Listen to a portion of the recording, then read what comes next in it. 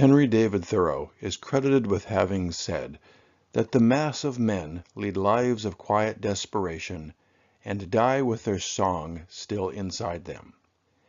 Is that how you would like to live your life?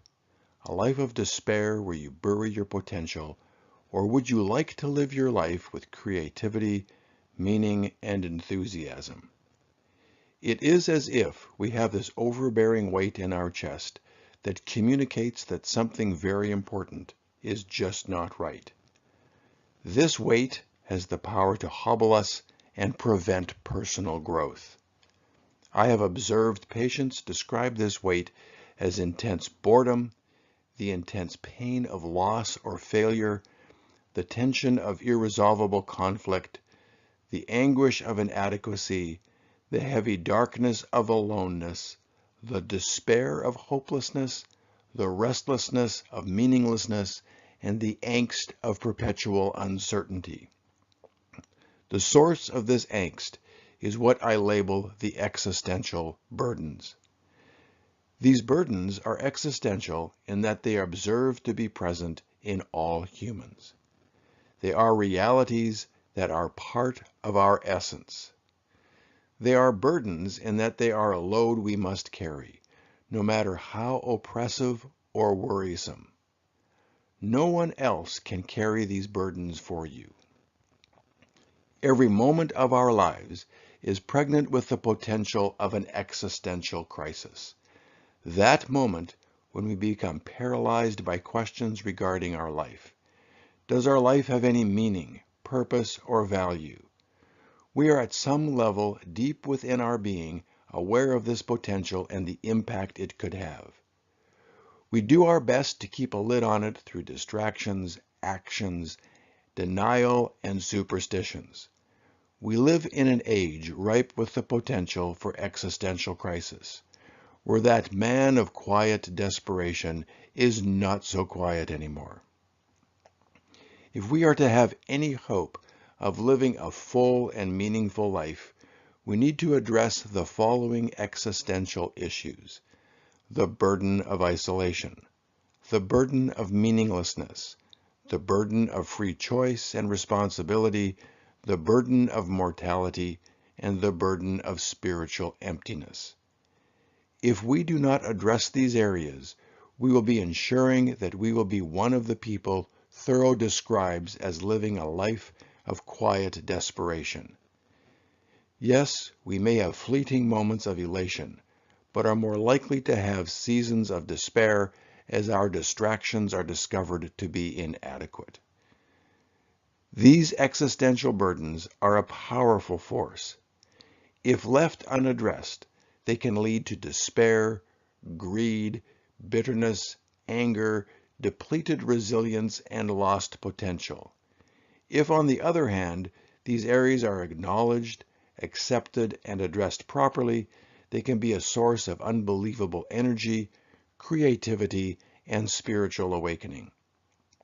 If we desire to be the vibrant, creative humans that God intended, then we need a plan for dealing with these deeply troubling issues. In Deuteronomy chapter 30, verse 19, God instructed the people with the following words: "Today I have given you the choice between life and death, between blessings and cursings. Now I call on heaven and earth to witness the choice you make.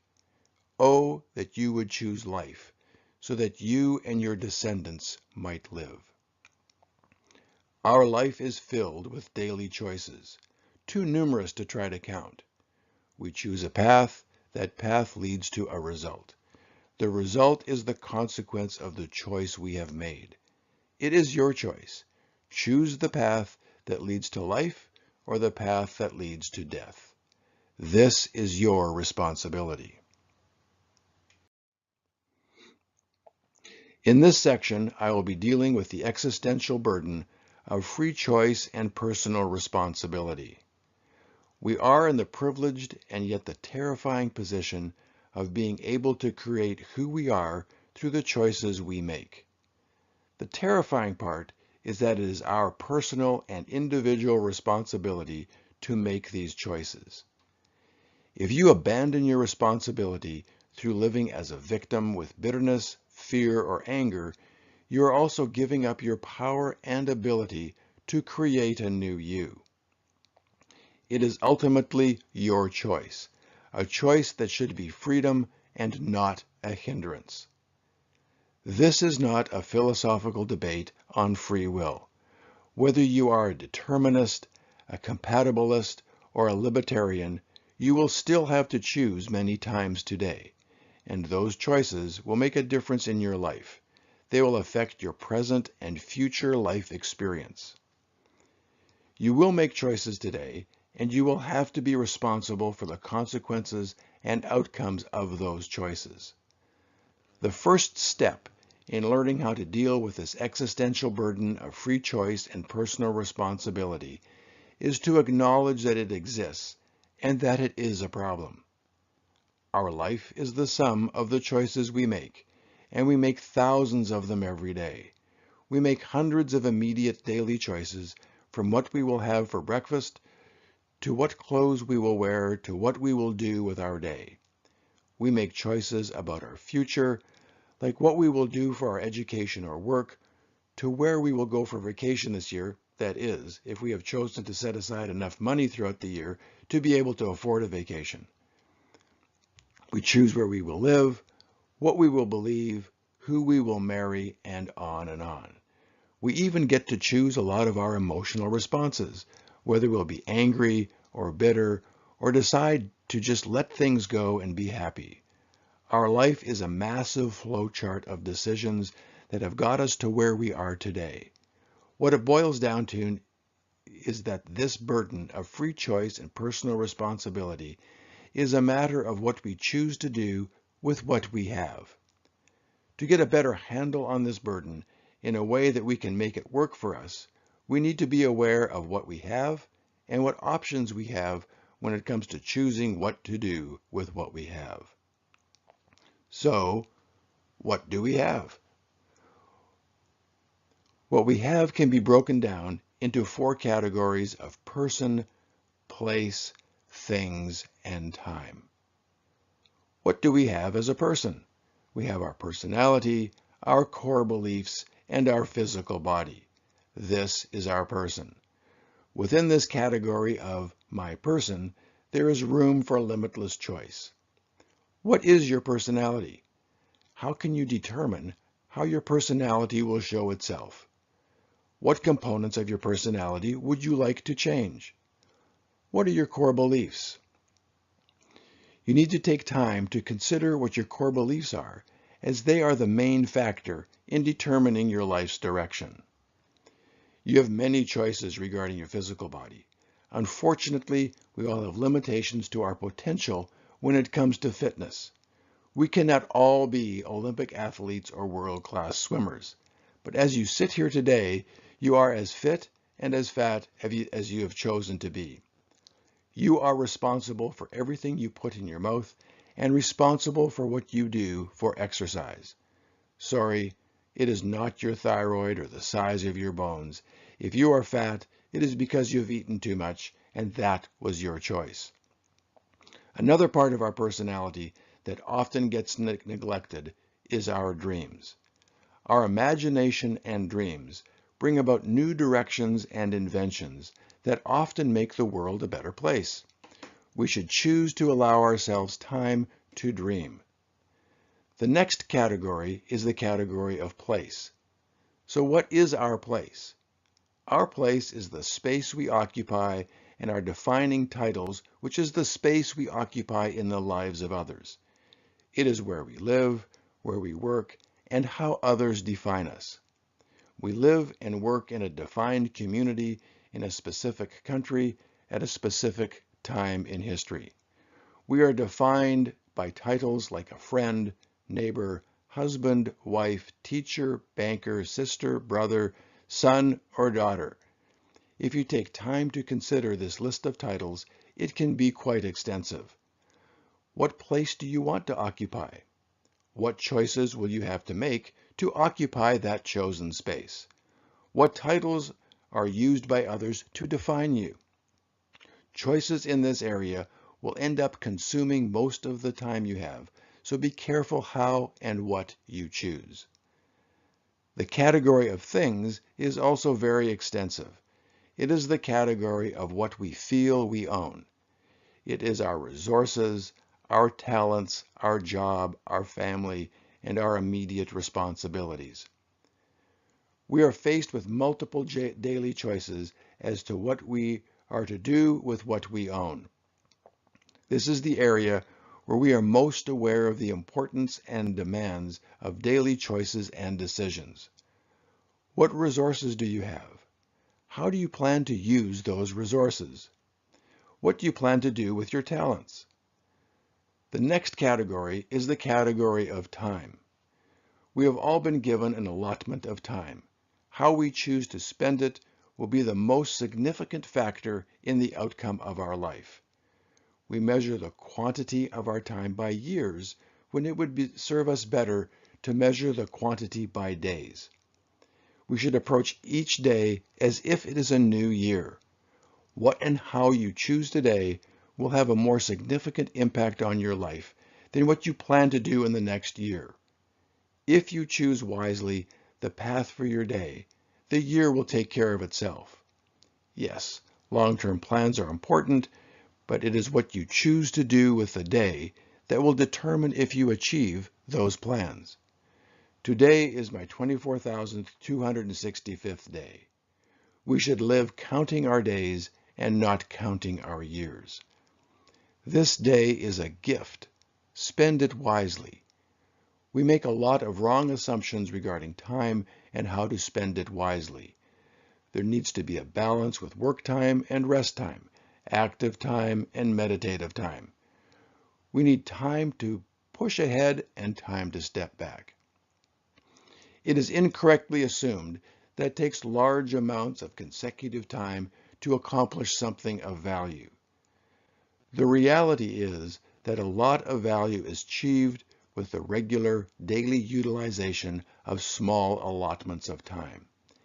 It is best to view these components of person, place, things, and time as potential bearing seeds. For example, we all have a handful of time. Where we choose to plant those time seeds will determine a lot of what happens in our life. It is a worthwhile exercise to spend some quiet time in solitude regularly to consider and evaluate what you have. That is, what seeds are in your pocket. It is a good idea to write them down and ponder the best way to plant and care for those precious seeds. What can we do with these seeds? What are our options? For example, let's say you have just received an unexpected $1,000 check from the IRS for an overpayment of your last year's income taxes. What can you do with that check? Firstly, you may decide to do nothing. After all, it was completely unexpected. Maybe it is a fake. So you decide the best thing to do is nothing. Leave it in the envelope. You have another option. You may decide to throw it away. This option may not be the wisest choice, but it is still an option. Another option would be to acknowledge that it is legitimate, but to treat it carelessly and just put it in a drawer with the plan to take it to the bank sometime in the future. Another choice would be to take it to the bank and then treat it casually. Forget that it is in your account. You may also decide to cash the check and take the money home and just put it aside for some future need. You may decide to give it away, to be used by others, or you may decide to invest it and patiently wait for it to grow. Whatever you end up deciding to do, it is your choice or your responsibility to make that choice.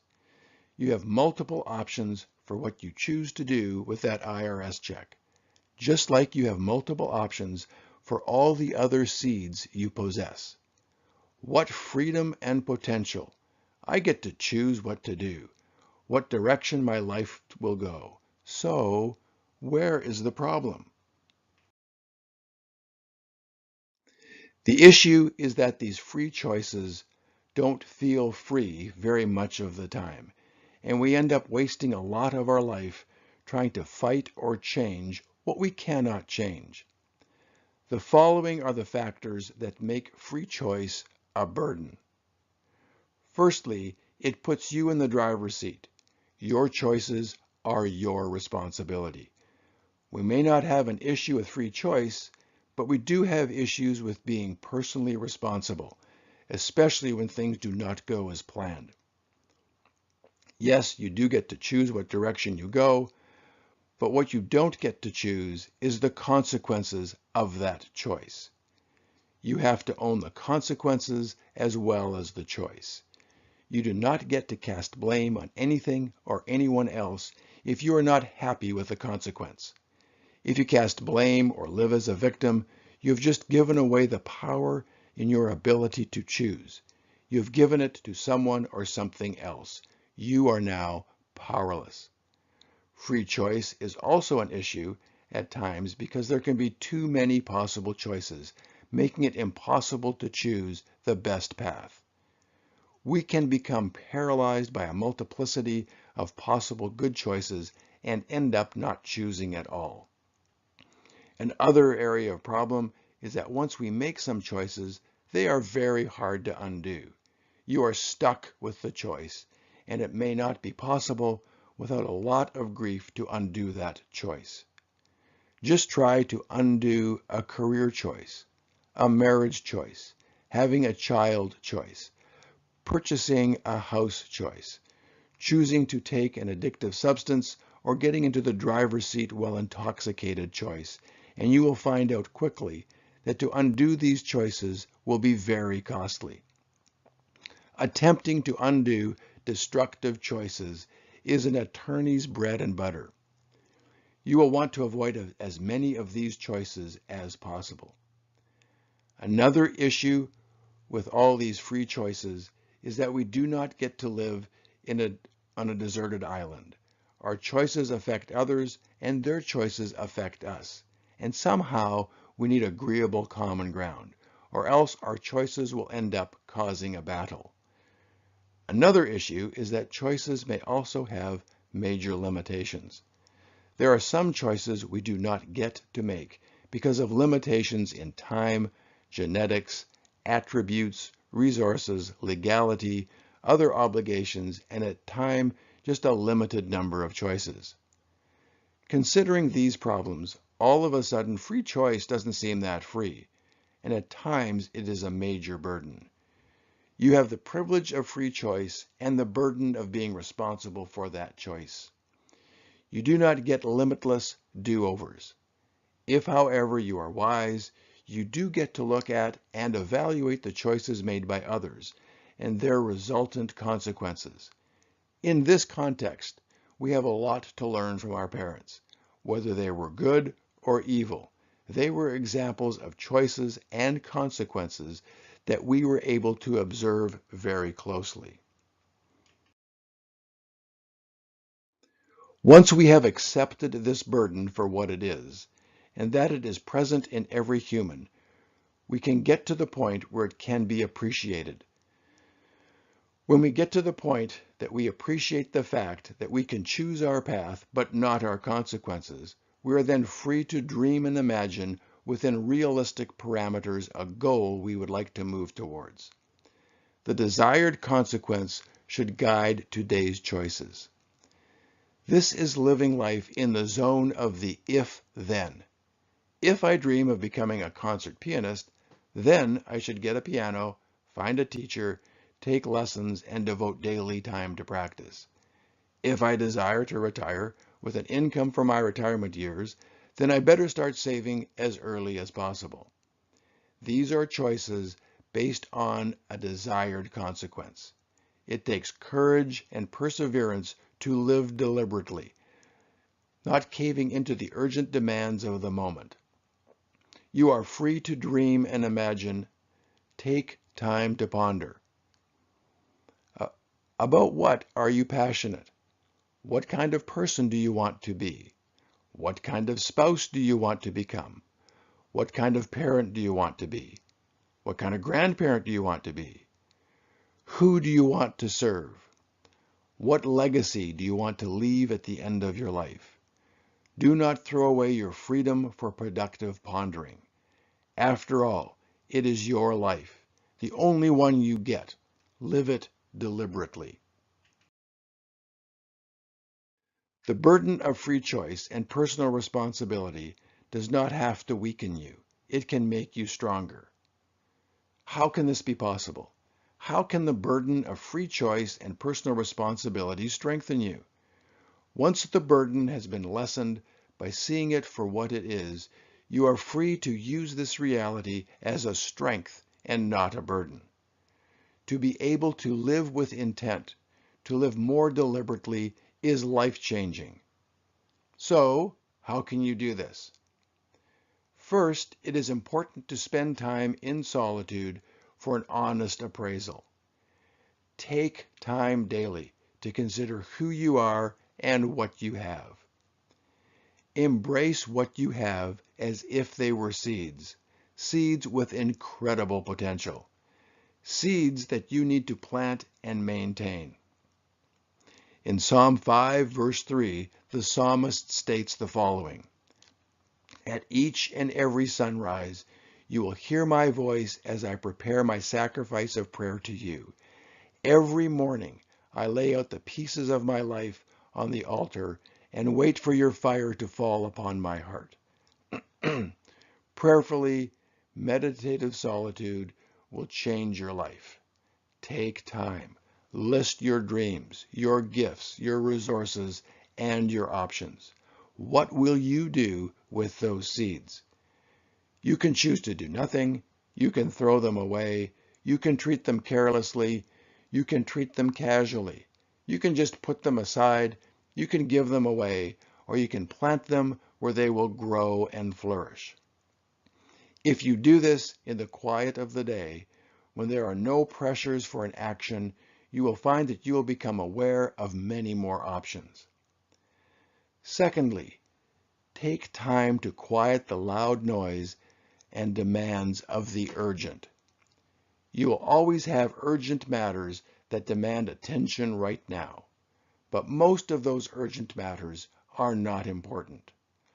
Learn to separate the urgent from the important, and at least spend some time considering the important. Then you can move on to the urgent matters that need daily attention. Thirdly, write out your options. Be creative and list as many options as you can think of, even options you know you will never follow. Writing will help bring to the surface options that you have never thought of before, options that can provide a positive, creative solution to a difficult problem. Fourthly, plan in advance for important choices and decisions. During your time of solitude, when you are pondering important life decisions like a spouse, education, work, hobbies, or housing, write a list of what is important to you. Feel free to dream. You have an imagination. Use it. Try to make some of these decisions before they become a matter of urgency. The pressure of urgency will destroy your creativity and imagination. Fifthly, take time daily for really important decisions. The decisions that determine not what you will do with your life, but what kind of person you will become, because who you are is much more important than what you do. Be honest when you are evaluating your current status. Are you angry? Are you bitter? Are you greedy? Are you self-centered? Are you a victim? Are you discouraged? Be honest with where you are if you expect to get somewhere else. Lastly, don't blame anyone else for your present consequences. If you blame, you give away your power and the ability to make choices. Being overburdened by free choice and personal responsibility will steal your ability to make decisions. It will kill your dreams and imagination and destroy your ability to live life deliberately. Take time to pause and consider. It is your life. Live it deliberately. It is your choice. For additional references and help, please contact the Fractured Resilience website, and to be notified of future videos, subscribe to the Fractured Resilience YouTube channel. Thank you.